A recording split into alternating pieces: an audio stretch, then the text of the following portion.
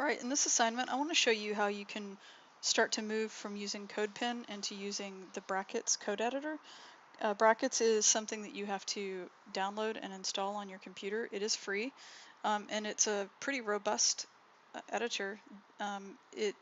Because it's free, it actually uses a lot of plugins that people write that you can generally get for free. And it's a really great editor. It's what Dreamweaver IDE is based on. Dreamweaver is the Adobe web editing software, which is not free in any way, shape, or form.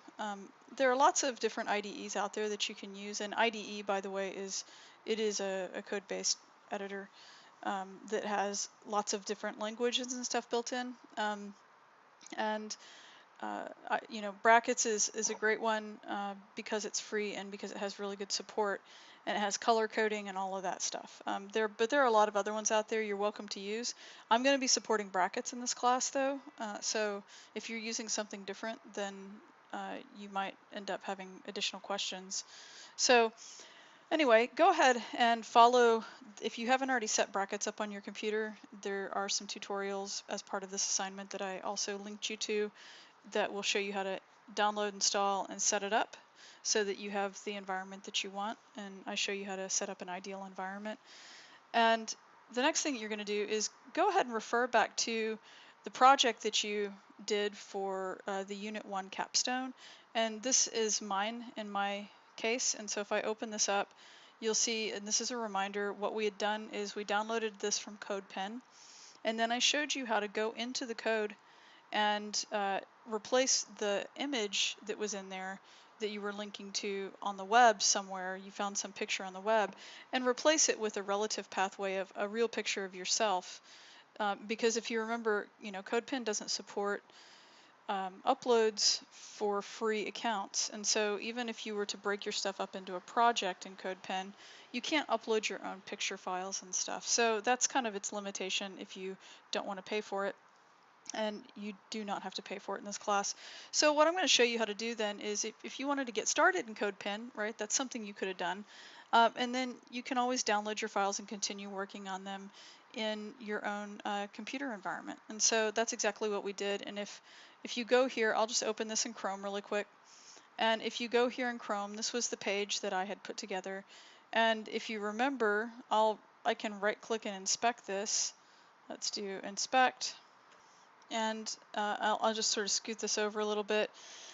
What, if you remember, is that this image source, instead of having HTTP blah blah blah, what it's doing is it's using a relative pathway. Instead, it's just looking in the images folder. And I'll pull this down so you can see my actual file system. Right? It's looking inside of the images folder and /pic-400.jpg. So what that means is that because the HTML file is inside of the same it's called the root level directory. It's in the same root level directory as images folder is. Then all it has to do whenever it calls out the pathway, if you remember, is to say, go look for the images room that's inside of this Unit 1 Capstone house, if you want to look at it as a house. So it would go find the images room, and then it would knock on the door and open the door, and that's what this / is kind of like. Right, and this is like opening the door, and then it would ask to talk to pic-400.jpg, and as long as that spelling is correct, and that's actually, and you're using the right file type, JPEG instead of like say PNG or something, then it'll find that picture and it'll display it right here for you. That's referred to as a relative pathway. So I'm not using that big long scheme of HTTP:// blah blah blah. All right. And we've already gone over this, so this should be a recap. Now, what I want you to do, I'll go ahead and I'll minimize that. What I'd like for you to do is I want you to find that folder on your computer that you made, and go ahead and you can right-click it, and on Windows you can copy and then you can paste it. On a Mac you can just say duplicate. Okay, and then what you should have is a copy of that original folder. Before you do anything else, I want you to change the name of that, and we'll call it Unit 2 Capstone, and instead of HTML we're going to say CSS personal page. Okay, and so now we've got a new file folder that is that's called this. Let's open that up so you can see it a little bit better. And these are the files and the folders that are inside of it, right? It's the same ones, okay? It's the same stuff. Now that's what we're going to use as the basis of our project, okay?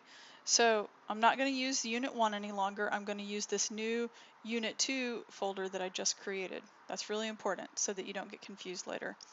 All right, so the next thing that I want you to do is I want you to go ahead and open brackets, and we'll move on to the next demonstration.